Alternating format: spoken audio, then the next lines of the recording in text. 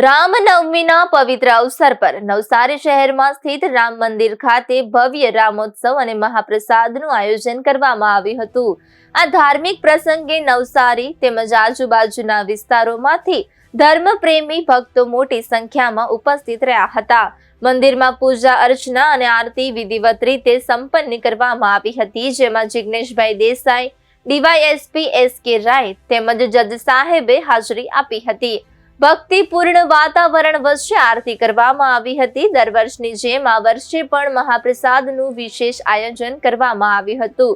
સામાન્ય રીતે 30 થી 40 હજાર લોકો માટે ભોજન તૈયાર કરવામાં આવે છે, પરંતુ આ વર્ષે વધતી ભીડને ધ્યાનમાં રાખીને અંદાજે 5 થી 10 હજાર લોકો માટે વધારાની વ્યવસ્થા કરાવવામાં આવી હતી। મંદિર ટ્રસ્ટના જણાવ્યા અનુસાર નવસારીનું આ રામ મંદિર છેલ્લા લગભગ 180 વર્ષથી ધર્મ, આસ્થા અને સામાજિક સેવા માટે મહત્વપૂર્ણ કેન્દ્ર તરીકે કાર્યરત છે।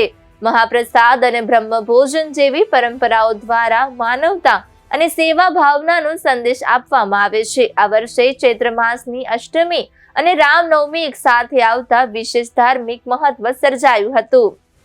આ પ્રસંગે નવસારી જિલ્લા પોલીસના અધિકારીઓ, વહીવટી તંત્ર તેમજ ટ્રસ્ટીશ્રીઓ સહિત ભરતભાઈ ગાંધી હાજર રહ્યા હતા। આ પ્રસંગે તમામ મહાનુભાવોએ ભગવાન રામના દર્શન કરી આરતીમાં ભાગ લીધો હતો અને શહેર તેમજ સમગ્ર વિશ્વમાં સુખ, સમૃદ્ધિ અને શાંતિ માટે પ્રાર્થના કરી હતી।